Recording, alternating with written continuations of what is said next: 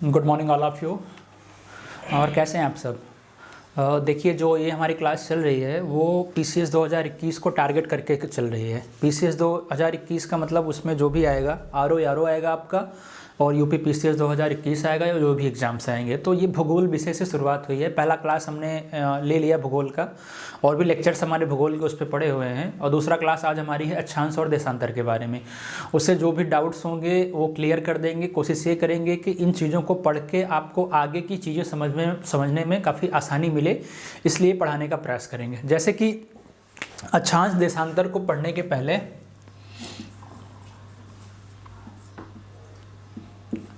Latitude and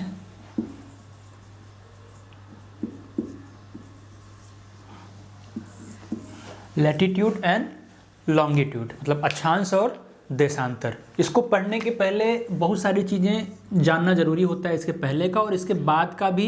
इसको पढ़ने के बाद समझने में मदद मिलती है। ठीक है, जैसे कि अगर ये अपनी पृथ्वी हो गई, ठीक है, जैसे कि अपनी पृथ्वी हो गई, हम लोग बेसिकली गोल बनाते हैं और इसी का वर्णन करेंगे कि इसकी विशेषताओं में क्या है इसको पढ़ने के पहले। जैसे कि आकार को लेके, पृथ्वी के आकार को लेके बहुत सारी भ्रांतियां हैं। भ्रांतियां का मतलब कई पुस्तकों में अलग अलग प्रकार का वर्णन मिलता है। जैसे कि पृथ्वी को कभी नाशपाती के आकार का बताया जाता है, कभी सेब के आकार का बताया जाता है, कभी संतरे के आकार का बताया जाता है। और जब वर्णन करते हैं तो इसका हम कहते हैं क्या, कि ये ध्रुवीय भागों पर चपटी है और मध्यवर्ती भागों पर उठी हुई है। मतलब कुछ इस तरह का, ये ध्रुवीय भागों में चपटी हुई है और मध्यवर्ती भागों में इधर मतलब उभरी हुई है, भूमध्य रेखीय भागों में। ठीक है, तो इस आकार का वर्णन करने के लिए हम इसको इस तरह से बताते हैं। लेकिन सच में माना जाए तो आकार में हमारी पृथ्वी बहुत विशिष्ट है, और विशिष्ट चीज़ों का अध्ययन करने के लिए हम किसका सहारा लेते हैं? ज्यामिति का सहारा लेते हैं। ये आकार में क्या है, काफ़ी विशिष्ट है, और विशिष्ट चीज़ों का अध्ययन करने के लिए हम क्या करते हैं? ज्यामिति का सहारा लेते हैं। ज्योमेट्री में पढ़ते हैं नहीं है, शंक्वाकार चीज़ों के बारे में, बेलनाकार चीज़ों के बारे में। अगर फिर उसको चिपका दिया जाए कहीं साइड से या कट कर दिया जाए तो उसके बारे में पढ़ते हैं, तो उसको क्या बोलते हैं? ज्यामिति बोलते हैं। ज्यामिति में इसका अध्ययन करते हैं, इसीलिए इसके आकार को किस में शामिल किया गया है? ज्यामिति में शामिल किया गया है। और क्या बोलते हैं फिर इसको? इसीलिए इसके आकार को पृथव्याकार बोलते हैं। क्या बोलते हैं? पृथव्यापार बोलते हैं, या फिर इसी को क्या बोलते हैं? जियोइड।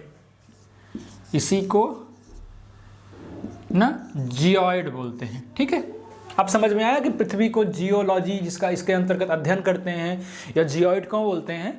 तो इसका यही रीजन है। ठीक है, इसके आकार को लेकर जो विभिन्न भ्रांतियां हैं उसके लिए इसका अध्ययन हम ज्यामिति में करते हैं, इसीलिए इसको क्या बोलते हैं? जियोइड बोलते हैं। ठीक है, ये पृथ्वी है और ये अपने काल्पनिक अक्ष के परितः घूमती है। ठीक है, काल्पनिक अक्ष के परितः घूमती है, और इस पृथ्वी को घूमने के साथ में एक ऐसा बिंदु होता है, ये सारे एक दूसरे के चारों ओर चक्कर लगाते हैं। ठीक है, और लेकिन एक ऐसा बिंदु भी होता है जो अपने ही केंद्र पे रहकर घूमता रहता है। ठीक है, उसी को क्या बोलते हैं? हम ध्रुव बोलते हैं। मतलब इस लाइन को क्या बोलते हैं? ध्रुव। इस पॉइंट को क्या बोलते हैं? ध्रुव। और भूमध्य रेखा से ऊपर की तरफ इसको बोलते हैं नॉर्थ हेमिस्फीयर, और इसको बोलते हैं साउथ हेमिस्फीयर। ठीक है, अब समझ में आया उत्तरी ध्रुव क्या होता है और दक्षिणी ध्रुव क्या होता है। अगर इसी को हम इस तरह बनाएं, पहले समझ लीजिए, अक्षांश देशांतर नहीं पढ़ा रहे हैं, अभी सिर्फ आपको समझा रहे हैं ताकि आपकी जो बेसिक चीज़ें हैं वो क्लियर हो जाएं। ठीक है, तो हमारी पृथ्वी अगर मान लो कुछ इस तरह है तो ये हो गया 0 डिग्री।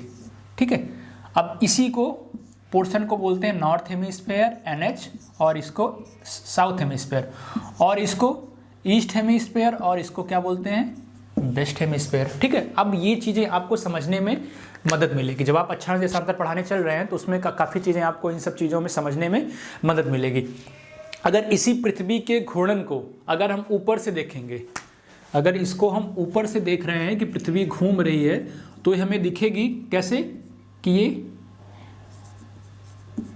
एंटी क्लॉकवाइज घूम रही है। ठीक है, लेकिन अगर इसको हम साइड से देखेंगे तो ये हमें दिखेगी कि घड़ी की दिशा की तरह घूम रही है, मतलब क्लॉकवाइज मूव कर रही है। क्लॉकवाइज मूव करने मतलब घड़ी कैसे आती है? घड़ी इस तरह से बढ़ती जाती है, मतलब पृथ्वी भी इस तरह से घूम रही है। लेकिन अगर ऊपर से देखेंगे तो देख लीजिए आपको एंटी क्लॉकवाइज दिखाई दे रही है। ठीक है, चलिए फिर आगे अपने टॉपिक की तरफ बढ़ते हैं। लैटिट्यूड को पहले समझते हैं। देखिए हम 3 आकृति को लेकर समझाने का प्रयास करेंगे। एक तो जो पृथ्वी की कोर आकृति है इसको लेके समझाने का प्रयास करेंगे, जिसको हम ग्लोब बोलते हैं। ठीक है, अगर हम ग्लोब में देखेंगे तो कुछ इस तरह से, ग्लोब में देखेंगे तो कुछ इस तरह से चीज़ें बनी होंगी। ठीक है, ठीक। लेकिन अगर इसी को मैप में देखेंगे, जो हमारी पुस्तकों में मैप होता है उसमें देखोगे तो ये रेखा हमें ऐसे दिखाई देगी। ठीक है, और वॉल मैप पे देखेंगे, जो दीवालों पे मैप लगा होता है उसमें भी ये रेखा हमें ऐसे ही दिखाई देगी। समझे? तो इस रेखा को ही क्या बोलते हैं? लैटिट्यूड बोलते हैं। इस रेखा को हम क्या बोलते हैं? लैटिट्यूड बोलते हैं ना। ये ग्लोब हो गया आपका, ये क्या हो गया? ये आपका वॉल मैप हो गया। ठीक है, और ये आपका कह सकते हो कि ब्लैक बोर्ड में अगर हम पृथ्वी को बनाते हैं तो इसी तरह का बनाएंगे, ब्लैक बोर्ड हो गया आपका। ठीक है, तो ये चीज़ें समझ में आई। अगर इसको एक्सप्लेन करें, लैटिट्यूड को एक्सप्लेन करना चाहें तो लिख सकते हो कि पृथ्वी की सतह पर ध्रुवों के चारों ओर, देखना पृथ्वी की सतह पर, ये हमने क्या बताया, ये क्या है? ध्रुव है। ध्रुवों के चारों ओर, ठीक है, क्षैतिज आयाम पर बने ऐसे वृत्त। ठीक है, ये किस आयाम पे बने हैं? ये रेखा क्षैतिज होती है और ये ऊर्ध्वाधर होती है। तो क्षैतिज आयाम पर बने ऐसे वृत्त जो पृथ्वी के केंद्र में ऊर्ध्वाधर आयाम पर क्या करते हैं? सुनिश्चित कोणीय दूरी तय करते हैं। ठीक है, सुनिश्चित कोणीय दूरी तय करते हैं, इसको क्या बोलते हैं हम? अक्षांश बोलते हैं। ठीक है, अब ये चीज समझ में आ गया कि क्षैतिज आयाम पर ऐसे वृत्त बने हैं जो सुनिश्चित कोणीय दूरी तय करते हैं। अब इसी को समझाने के लिए आपको आगे प्रयास करते हैं कि बहुत सारी चीज़ें आपको सुनने को मिलती हैं, तो वो वास्तव में क्या है? अक्षांश है या देशांतर है? देखिए कुछ इस तरह से बना दिया हमने, और ये क्या होता है? यहाँ पे पढ़ते होगे आप 0 डिग्री होता है ना, 0 डिग्री, और आगे पढ़ते होगे 23.5, ठीक है, 66.5, ठीक है, इस तरह की चीज़ों को आप पढ़ते होगे। सच में ये सब सारी रेखाएं क्या हैं? ये आपकी अक्षांश रेखाएं हैं। ठीक है, 0 डिग्री को हम लोग क्या बोलते हैं? विषुवत रेखा या फिर भूमध्य रेखा बोलते हैं। ठीक है, विषुवत रेखा या फिर क्या बोलते हैं? भूमध्य रेखा बोलते हैं। ये जो बीच का भाग है ये पोर्शन, ठीक है, और ये वाला पोर्शन, और इसको ध्यान देना ये वाला। ठीक है, इसको हम अक्सर पढ़ते रहते हैं। 0 डिग्री से 23 डिग्री। अब 23 डिग्री को क्या बोलते हैं? अगर 23 डिग्री आप साउथ में जाओगे तो कौन सी रेखा होगी? कर्क रेखा होगी, और नॉर्थ में आओगे तो मकर रेखा होगी। ये जो रेखा है ये हमारी कर्क रेखा है, और ये जो रेखा है ये हमारी क्या है? मकर रेखा है। ठीक, ये चीज समझ में आई। अब ये जो बीच का भाग है, इस क्षेत्र को हम क्या बोलते हैं जानते हैं? इस क्षेत्र को हम बोलते हैं उष्णकटिबंधीय क्षेत्र। उष्णकटिबंधीय क्षेत्र, ठीक है, मतलब ट्रॉपिकल जोन बोलते हैं। और इसके बाद वाले क्षेत्र को, मतलब ये भी उष्णकटिबंधीय क्षेत्र में आएगा, और इसके बाद वाले क्षेत्र को, इस क्षेत्र को बोलते हैं हम लोग शीतोष्णकटिबंधीय क्षेत्र। ठीक, शीतोष्णकटिबंधीय क्षेत्र मतलब टेम्परेट जोन। और इसके बाद वाले क्षेत्र को, एकदम लास्ट वाले क्षेत्र को बोलते हैं क्या? Polar zone. ठीक, समझ में आया? पोलर जोन या ध्रुवीय क्षेत्र। तो इन चीज़ों को आपको समझना पड़ेगा। कभी आपसे पूछा जाए तो ये जो सारी रेखाएं हैं ये चीज़ें हैं, और इनके बीच के भाग को ये चीज़ें बोलते हैं। जैसे भारत को पढ़ते समय आप देखते होंगे भारत किस क्षेत्र में अवस्थित है? किसमें है? उष्णकटिबंधीय क्षेत्र में आता है। मतलब ये कहीं ना कहीं 23 डिग्री के बीच में आता होगा, या फिर क्या कहते हैं 0 डिग्री से लेकर 23 डिग्री के बीच में आता होगा। इस रेंज में जो भी क्षेत्र आएंगे, जो भी महाद्वीप आएंगे, वो क्या होंगे? उष्णकटिबंधीय होंगे। दोनों को मिला के आएगा क्या होगा? उष्णकटिबंधीय क्षेत्र होगा। इसके ऊपर जाएगा तो फिर क्या होगा? टेम्परेट होगा। एकदम ऊपर जाएगा तो क्या कहते हैं? क्या होगा? पोलर होगा। जैसे टुंड्रा, टैगा, ये सारी चीज़ें आती हैं जहाँ पे हमेशा बर्फ जमी रहती हैं। आगे की चीज़ों को एक्सप्लेन करने के पहले पढ़ाएंगे। अभी इन चीज़ों को एक्सप्लेन करने के पहले आपको थोड़ा सा देशांतर समझाएंगे, उसके बाद फिर अभी इन चीज़ों को थोड़ा सा एक्सप्लेन करेंगे। ठीक है, अभी पहले उसको भी आप समझ लीजिए ताकि कोई समस्या आपके सामने रह ना जाए। अब अगर देशांतर की हम बात करें तो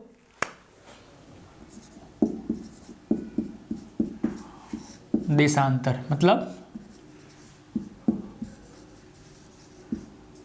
लॉन्गिट्यूड। ठीक है, अब ये पृथ्वी हो गई, इस तरह की रेखा को हमने क्या बोल दिया, अक्षांश बोल दिया। ठीक है, लेकिन अब देखिए देशांतर रेखाएं ऐसे होती हैं, ये ध्रुव हो गया। ठीक है, ये ध्रुव हो गया आपका, जो अपने ही केंद्र पर स्वयं के परितः घूमता है, या घूमता हुआ हमें नहीं दिखाता है। इसको घूमने के लिए किसी अक्ष की जरूरत नहीं होती है। ठीक है, तो इसको एक्सप्लेन करने के लिए समझिए कि पृथ्वी की सतह पर दोनों ध्रुवों को जोड़ने वाली ऐसी ऊर्ध्वाधर रेखा, दोनों ध्रुवों को जोड़ने वाली ऐसी ऊर्ध्वाधर रेखा जो पृथ्वी के केंद्र से क्षैतिज आयाम पर सुनिश्चित कोणीय दूरी तय करती है। अब कोणीय दूरी की बात आई तो पृथ्वी के केंद्र से क्षैतिज दूरी पर सुनिश्चित कोणीय दूरी तय करती है। ठीक है, देखिए एक चीज था अक्षांश में, अक्षांश रेखा को सिर्फ 0 डिग्री से हम काटेंगे तभी पृथ्वी 2 बराबर भागों में कटेगी, लेकिन इसमें हम किसी भी क्षैतिज कोणीय दूरी से काटेंगे तो क्या कहते हैं, पृथ्वी आधे आधे भाग में बंट जाएगी। ठीक है, ये एक दूसरी रेखाएं एक दूसरे को पीछे की तरफ ले जाके जोड़ रही हैं। जैसे एक हमारे पास गोल गोल ग्लोब हो गया, उसको हम इस तरह से काट दें या बगल से ऐसे गोल करके काट दें या ऐसे गोल, किसी भी तरह से काटेंगे तो पृथ्वी की क्या होगी, आधी आधी दूरी पे डिवाइड होगी। जैसे कि ये 0 डिग्री हो गया, इसके पीछे फिर क्या होगा, इसके पीछे 180 डिग्री है, मतलब 0 डिग्री और 180 डिग्री दोनों को मिला के पृथ्वी को 2 बराबर भागों में हम काट सकते हैं। फिर इधर का जो है वेस्ट 10 डिग्री हो गया, इधर का ईस्ट 10 डिग्री हो गया, फिर दूसरी रेखा वेस्ट 20 डिग्री हो गई और तीसरी फिर हो गई इधर की ईस्ट 20 डिग्री हो गई। अब समझ में आया कि मतलब सुनिश्चित कोणीय दूरी तय कर रही है किस तरह की, क्षैतिज आकार की। ठीक है, ठीक है, देखिए फिर आगे समझिए। अब पहले अक्षांश को समझ लीजिए, आप दोनों में चीज़ों में आपको क्लैरिफाई हो गए होंगे कि अक्षांश क्या होता है, देशांतर क्या होता है। अब देशांतर के बारे में विस्तृत अध्ययन करेंगे और अक्षांश के बारे में, ताकि आपकी सारी प्रॉब्लम्स दूर हो जाए। अक्षांश को हमने बताया कि ये 0 डिग्री है और ये कर्क रेखा है और ये मकर रेखा है, और फिर 66.5 के इस पार और 66.5 के इस पार, मतलब 66 के साउथ साइड में और नॉर्थ साइड में। नॉर्थ साइड वाले को हम लोग क्या बोलते हैं, आर्कटिक वृत्त बोलते हैं, और साउथ साइड वाले को अंटार्कटिक वृत्त बोलते हैं। ये चीज़ हमेशा याद रखना, अंटार्कटिक वृत्त और इसको बोलते हैं आर्कटिक वृत्त। ठीक है, कोई समस्या आपकी न रह जाए, मेरा उद्देश्य है छोटी चीज़ों को आप जान लो। पहले इसको क्या बोलते हैं, हमने क्या बताया था अक्षांश के समय, कर्क रेखा, और इसको बोलते हैं मकर रेखा। मतलब कर्क रेखा को एक्सप्लेन करना हो तो क्या करोगे, कर्क रेखा मतलब उत्तरी गोलार्ध में, ठीक है, विषुवत रेखा से 23.5 अंश ना, ठीक है, उत्तरी गोलार्ध में विषुवत रेखा से 23.5 अंश वाले क्षेत्र को क्या बोलते हैं, जो 23.5 अंश की कोणीय दूरी है या फिर 23.5 अंश पे रेखा है, उसको क्या बोलते हैं हम, कर्क रेखा बोलते हैं। कहाँ कहाँ से गुजरती है, मैप में देखोगे तो एशिया से गुजरती है, अफ्रीका से गुजरती है, ठीक है, मध्य अमेरिका से गुजरती है। और कई बार क्वेश्चंस पूछा है कि किन किन जल संधियों से गुजरती है या किन किन महासागरों से गुजरती है। ये इंपॉर्टेंट हो जाता है आपका। इंपॉर्टेंट क्यों हो जाता है, क्योंकि इसको लोग भूल जाते हैं प्रायः। हिंद महासागर से गुजरती है, ठीक है, और कहाँ से गुजरती है, प्रशांत महासागर से गुजरती है, अटलांटिक महासागर से गुजरती है, और ये ताइवान जल संधि से ऑप्शन में आया था एग्जाम में, वहाँ से भी गुजरती है, लाल सागर से गुजरती है, मैक्सिको की खाड़ी से गुजरती है, ठीक है। और एक क्वेश्चन इंपॉर्टेंट है, कर्क रेखा भारत में माही नदी को, ठीक है, 2 बार काटती है, समझ गए, माही नदी को 2 बार काटती है। ये हो गया आपकी कर्क रेखा। अब मकर क्या है, जो हमने यही बताया 23.5 नॉर्थ और ये 23.5 साउथ हो जाएगा। ये कहाँ से गुजरती है, ये साउथ अमेरिका से, अफ्रीका से और ऑस्ट्रेलिया से गुजरती है। समझ गए, ये सारी चीज़ें आपकी क्लियर हो गई। आपको हमने आर्कटिक बता दिया, अंटार्कटिक बता दिया, कर्क मकर बता दिया, कहाँ कहाँ से गुजरती है, ये सारी चीज़ें बता दिया। अब इसके बाद किन किन देशों से गुजरती है वो आपके लिए होमवर्क है, आप उसको अच्छे से देख लीजिएगा। अब समझिए देशांतर रेखा को।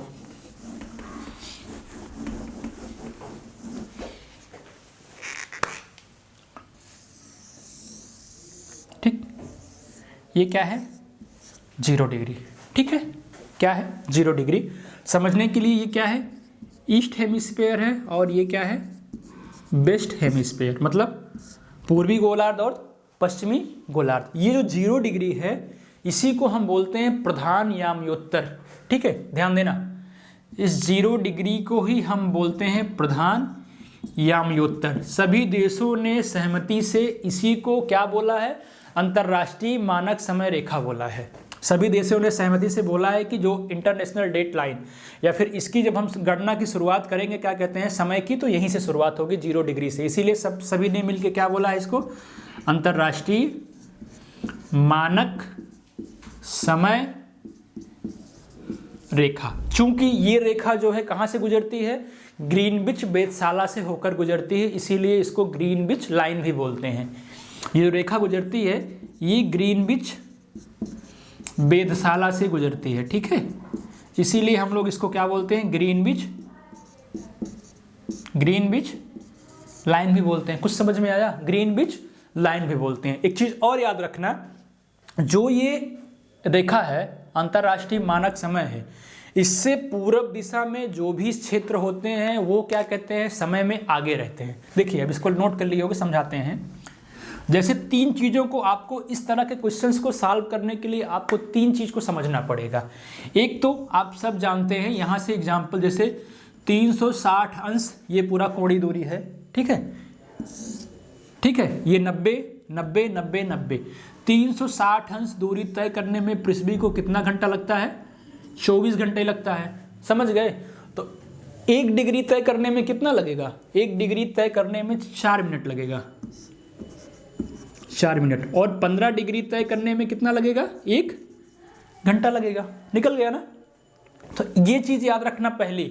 मतलब इस तरह की जो ये रेखाएं बनी हैं ऐसे, इधर जो भी क्षेत्र होंगे इससे वो समय में इससे क्या होंगे, आगे होंगे। जैसे भारत कहाँ है, भारत इस एरिया में कहीं ना कहीं है ना, भारत इस एरिया में है, इसीलिए हम कहते हैं कि भारत जो है यहाँ से जीएमटी से कितना आगे है, भारत का समय इससे 5.5 घंटा आगे रहता है। मतलब भारत इसके पूरब में अवस्थित है। पूरब में जो भी प्लेस अवस्थित होंगे यहाँ से गणना कर लेना पॉइंट्स को नोट करके, उससे हमेशा उतने पॉइंट आगे ही होंगे। दूसरी चीज़ समझने के लिए वही नोट कर लीजिएगा जो मैंने बताया आपको कि पूरब में स्थित शहर कस्बा हमेशा समय में आगे रहते हैं। पूरब में स्थित 0 डिग्री के पूरब में स्थित जो भी शहर या कस्बा होंगे, जो भी शहर या कस्बा होंगे वो समय में हमेशा आगे रहते हैं। और समय का परिवर्तन कहाँ होता है, डेट कब चेंज होती है, 12 बजे रात को डेट चेंज हो जाती है। तीसरा पॉइंट हमारा हो गया कि 12 बजे रात को डेट चेंज हो जाती है जब वो कहाँ से आइडियल क्रॉस करता है। तो आइडियल क्रॉस करता है तो आइडियल क्या होता है, ये जीएमटी हो गया। इसके पीछे का भाग जो 180 डिग्री का है, जस्ट 0 के पीछे जो पृथ्वी को 2 बराबर भागों में काटती है, उसी को बोलते हैं आईडीएल, इंटरनेशनल डेट लाइन। समझ गए? ये इंपॉर्टेंट चीज़ें जो हमने आपको समझा दिया ताकि आपको कोई क्वेश्चन करना पड़े। अगर कोई पूछता है कि यहाँ पे 5 घंटा कोई आगे है तो वो कितने डिग्री पे होगा, तो आप आंख बंद करके इस फार्मूले से, इससे गणना करके आप क्या कहते हैं निकाल सकते हो। कुछ इंपॉर्टेंट कोई जीएस में आते हैं, जैसे 2 देशांतर के बीच की दूरी को क्या बोलते हैं, 2 देशांतरों के बीच की दूरी को गोर बोलते हैं, याद रख लीजिएगा। उसके बाद फिर 0 डिग्री से 80 डिग्री को मिलाते हैं तो क्या, पृथ्वी को 2 बराबर भागों में हम लोग काट सकते हैं। तो इस तरह की चीज़ों को नोट करना। अब मुझे लग रहा है कि आगे चीज़ों को पढ़ाएंगे या फिर भूगोल को अच्छे से पढ़ाएंगे तो आपको कोई समस्या अक्षांश देशांतर को समझने में या समय को समझने में नहीं होगी। ठीक है, तो ये लेक्चर्स हमारा भूगोल का कंटिन्यू चलता रहेगा। कोशिश करेंगे कि 20 से 25 लेक्चरों में पूरे भूगोल को ख़त्म करें और मैपिंग भी हम आपको अच्छे से कराएं। तो ये पीसीएस के लिए जो समस्याएं बन रही है, लोग ज्योग्राफी के क्वेश्चंस को नहीं कर पाते हैं, उसको हम कॉन्सेप्चुअल बेस्ड पे बढ़ाने का प्रयास करेंगे। नो फैक्ट कॉन्सेप्चुअल के बेस से आपको फैक्ट भी रटाएंगे। इस तरह की क्या कहते हैं एग्जाम में आपके क्वेश्चन सारे के सारे कवर हो जाएं। ठीक है, तो आप हमसे जुड़े रहिए, अपने मित्रों को भी बताइए और क्या कहते हैं समय समय पर हमारी क्लासें आपको मिलती रहेंगी। धन्यवाद।